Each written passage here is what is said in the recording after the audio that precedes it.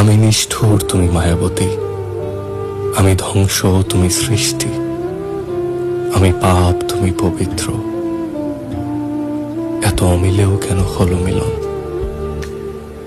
কেন কালো অন্তরে ছড়িয়েছিলে ফুলের সুবাস? আমাকে ধ্বংস করার কি অন্য কোনো অস্ত্র ছিল না? এমন কঠিন কষ্ট কেন দেওয়া হচ্ছে আমাকে? তোমার ব্যথায় আমি দগ্ধ হচ্ছি। তোমার কান্না, তোমার আর্তনাদ আমার মস্তিষ্কের প্রতিটি নিউরনকে কাঁপিয়ে তোলে। মনে হয় মাথার ভেতর পোকারা কিলবিল করছে।